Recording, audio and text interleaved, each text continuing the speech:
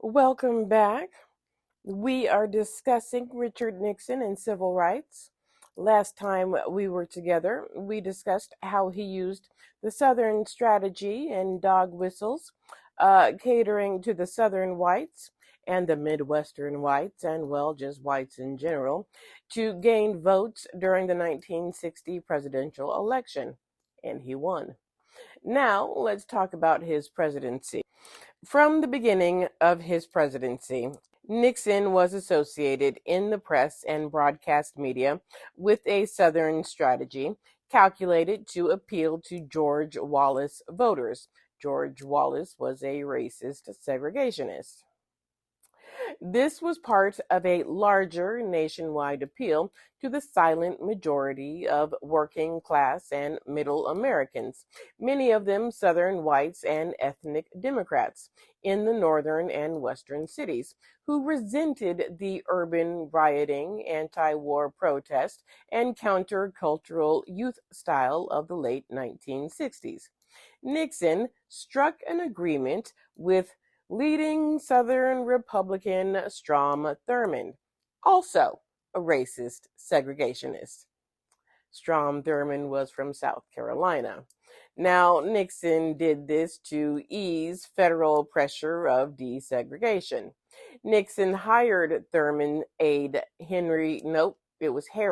Harry Dent as deputy counsel to the president, and the White House followed through with a two-pronged civil rights policy. Soon after Nixon's inauguration, the Department of Health, Education, and Welfare, HEW, reversed the policies it had followed since 1965 by requesting a slowdown under desegregation guidelines for school districts in South Carolina and Mississippi. A slowdown. In a parallel shift, the Department of Justice also reversed itself in 1969, arguing for the first time since the 1954 Brown decision for a delay in court-ordered school desegregation. In 1970, Nixon forced the resignation of Leon E. Panetta, director of HEW's Office for Civil Rights, for resisting the administration's policy of easing school desegregation guidelines. Panetta wanted to investigate the segregation in northern schools.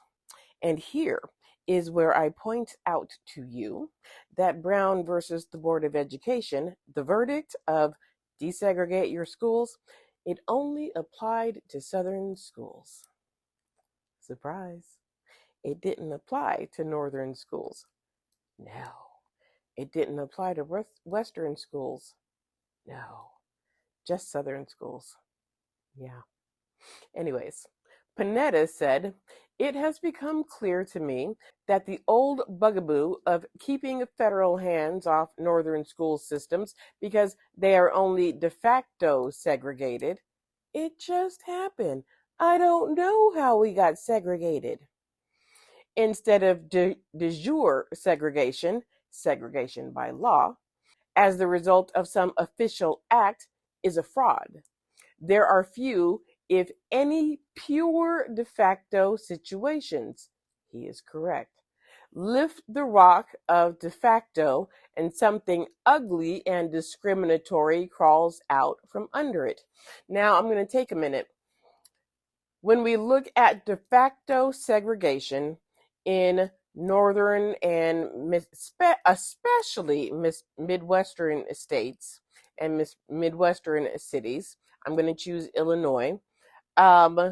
If you trace de facto segregation, if you trace it back, you can go all the way back to their black codes. There was a law in place that instigated segregation, and it stuck. Illinois had black codes that lasted until 1865. But it didn't matter after that. It just stuck. And when blacks tried to move into white neighborhoods, there were explosions. There was arson. In 1919, there was a race riot. So Panetta is saying de facto is not really de facto. De facto is de jure. That's what Panetta is saying. Lift the rock of de facto, and something ugly and discriminatory crawls out from under it. Black codes. Tomorrow, we'll discuss the other areas that Nixon helped or hurt the civil rights movement.